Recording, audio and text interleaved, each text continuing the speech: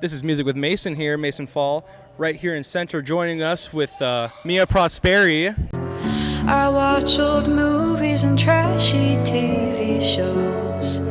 I pretend I'm comatose, and I don't think. The singer and songwriter and lead singer for the band Plumero, and also known for your songs The Same Way, I Don't Know Who I Am Half the Time, and Hold On. So just to get started off, did it all start with Girls Rock Des Moines? I originally started with Girls Rock Des Moines when I was 10. So I learned how to play piano my first year, and then I started taking guitar lessons because I wanted to do guitar the next year. And so then I started taking guitar lessons, and I learned how to songwrite there. So yeah, all my first gigs and my band Plumero, we all got together because of Girls Rock. We all met each other there. So I have to credit them a lot with, my musicianship, and I go to school for music now, and that's definitely very much been inspired by Girls Rock. So. Awesome. And I mean, just some history. You met Evan Hansen? Oh, I don't know, but I did. Oh, well, I went to the musical back in the day, I wish I got to meet him. But I did go back to the musical back in the day. I was a big musical nerd. But I never did theater, but yeah. Right on. And for a lot of your songs, I just want to know, which one do you think took the longest to just come up with all the lyrics, and which one took the longest that you felt super passionate about and you just had to nail it on? Like, which one is your favorite song? It's basically the generic version of what I'm trying to say. Yeah, I have one that I just wrote this last year. It's called The Reaper, and that one took several weeks to write. And I'm actually not playing that today, but I will be playing that in a lot of future gigs in the future. But yeah, I'm excited to get that one out there. I'm recording it right now, so hopefully that's out there, as soon as possible. Awesome. And Roosevelt High School cross country. Oh yeah, I was in that. I've been in cross country since 6th grade, and then I quit when I got to college because life got too busy. But I've always enjoyed running. So, what about Brandy Carlisle?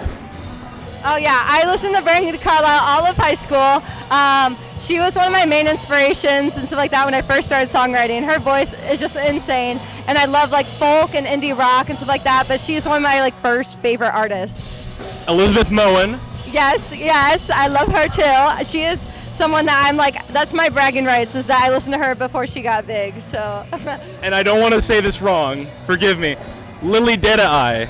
Lily Dete, yeah. Little Dete. Yeah, she's amazing too. She was my band coach at Girls Rock, so that's how I got to know her, and she's amazing. Yeah. Awesome. So, what about School of Music Vocations? Yeah, that's where I go to music school right now. It's a community college in Creston, Iowa, and I'm going on my 3rd year there. I help do the Fundies program, so I can learn more music theory. And yeah, it's been amazing, and I've learned a lot of jazz piano and all that stuff there. I do credit them with a lot of my musicianship, and I'm really excited to keep going there. It's a cool school. Right on. And what can you tell us about Captain Roy's?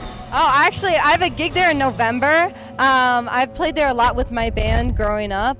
And yeah, they're an amazing venue. I've always loved playing there. Yeah. Amazing. So what about the 8035 Music Festival?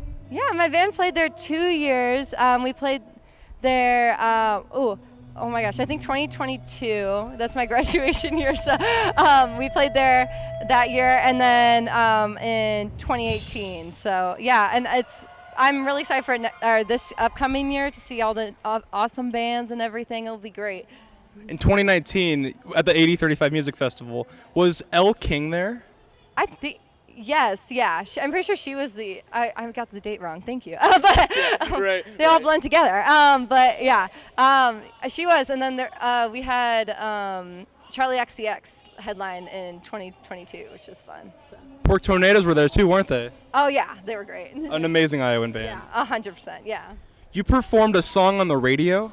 I did. Yeah, that was oh man, that was through Girls Rock actually. So that was Rachel helped set that up, and Sarah Routh, and they helped get my music out there, which is amazing. But for the interview, Ada from your Plumero band, she wasn't there, was she? Oh, I don't think so. Yeah, but I think it's sometimes hard to get 4 people in one place all at once. It's busy. That's very true. Yeah, so that can be a little chaotic, but yeah. And then later on, were you interviewed by Star 102.5? Yeah, that was also 2022. That was right before our album release show. So we did some marketing there and everything. And they're amazing radio station. Really enjoyed that. Of course, of course. And then after that, or before that, I'm just hoping I'll mix it up. But what about Hello Iowa? Hello, Iowa. Yes, yeah, that happened. Oh man, I don't remember if that was before or after, but it was still the same thing. We were on there for trying to get more promotion for our album Prune Juice, and trying to get more people to come to our show, which was at XVK. So when you're here doing a solo show by yourself, how long would it take you to set up compared to when with your band? Probably pretty similar. The only thing is I have to set up keyboard and guitar, which makes it a little bit more difficult because last time I just had to focus on guitar. But thankfully there's lots of helpful hands here to help me out. So. Of course, of course. And of course, just wanted to ask a little more on your backstory for your Instagram. You have a lot of videos of yourself just playing along by yourself. Yeah, I enjoy doing it. It's always like a nice thing just to be chilling in a practice room or in my room, and I love doing like covers of songs or sharing my original songs on Instagram.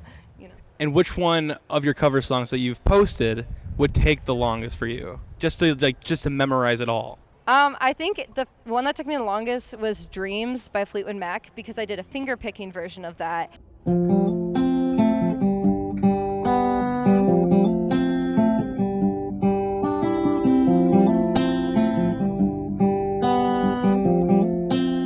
So that one I wrote like a finger picking guitar part to it.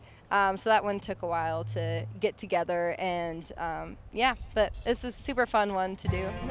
Right on, right on. And you and your band, did you all graduate together, or were there people in different classes? Did you all graduate together? Yeah, we all graduated. Roosevelt, 22.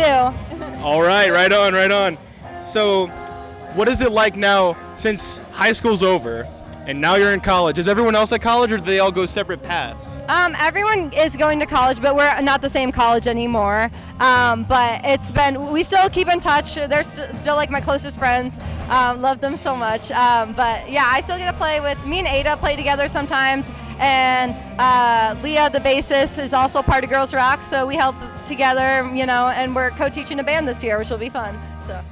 All right. So another thing I wanted to ask you, you had to choose between running cross country one more time or playing in front of a huge crowd like this. Which one is your favorite to do? Oh my gosh, playing in front of a crowd, 100%. I love running cross country. This one makes me a lot less sweaty, so I'll choose that. That is very true. That is very true. But again, when you are in your zone, completely in your zone, on stage, doing what you love, what is the one thing you think about before heading on stage in front of a group of people? I just think about all the things that, are super fun about performing, and I'm just excited to share my songs with people. Songwriting is my favorite thing to do in the world, so at the end of the day, that's really just what I aim to do, and it's nice to share it with people. So how many places would you say outside of Iowa have you been to? Have you been to any place outside of Iowa? Just like some traveling. My school does some touring like outside of Iowa. We went to Nebraska and, oh my gosh, one other place. That was another state, Kansas, that was it, for our instrumental tour, which I'm in the singer-songwriter ensemble there. So I got to play some shows outside the state for that, which is nice. And then besides that, I really like Colorado. Colorado's a cool state. But Colorado's great, gotta love Colorado. But it always comes back to Iowa, doesn't it? 100%, yeah. I've lived here for quite a long time. I was originally born in Illinois, but I moved to Iowa when I was still really young, in like third grade, and I love it here. It's amazing. Of course, of course. A few more questions before we send you on your way. If you had to have one final meal before you passed away, what would it be? Okay, that's a great question. I really like risotto, which is like an Italian rice dish, and then there's this thing called Graziano sausage, and it is heavenly, and that and risotto is just like perfect. And my grandma makes a really good one, so I'd say that. Of course, of course. And of course, with your band, would they have any similar answers, or do you know exactly what they would want, or like what their favorite food is? Oh man, I know Charlotte really likes like the little marshmallows from Lucky Charms, and she really likes the taste of communion crackers for some reason. So I don't think that'd be her last meal, but I know she likes that. And then we all really like Cool Basil, Des Moines restaurant. That's really good. And then I don't know. We just kind of wherever there is to eat, we eat all over Des Moines. Of course, of course. And 2 days ago, you went to a food market. Which food market was that? That was Valley Junction's Farmers Market, and I just played a solo gig there, and I played some songs, some covers, and some originals, and it was great, yeah. Yeah, of course. And now you're here at the PrideFest. I know for sure that you're a big supporter of it. You gotta love it. LGBTQ plus all the way. So when you look into a crowd, what do you intend to see? If it's either here, if it's either at Roy's, if it's either at the farmers market, like what do you expect from the crowd? Do you expect anything? I always love when people are listening, but as long as people are having fun, if they're talking with their friends, whatever they're doing, I'm just happy they're here and supporting. Even just supporting PrideFest is an amazing thing, but it's extra great for me when they come and support my set. But I'm just happy to be here. Yeah, it's great. Of course. And one final question before we send you off, because I know you got to get ready for your set pretty soon here. So I've asked every single person I've interviewed so far this one important question. If you could tell the young and aspiring musicians and performers who really need the passion and the encouragement to do what they love, what would you tell them? I would say I think it's really easy to get like imposter syndrome or think you're not good enough. This is kind of a basic thing to say, but it's like you just believe in yourself and keep going, and also sign up for Girls Rock Des Moines, where it's a really cool camp. Of course. Yeah. Of course. Thank you, Mia.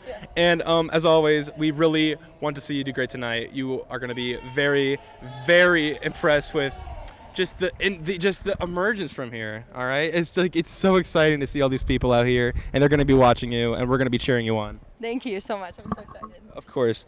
That'll be it for Mia Prosperi. We will see you guys next time.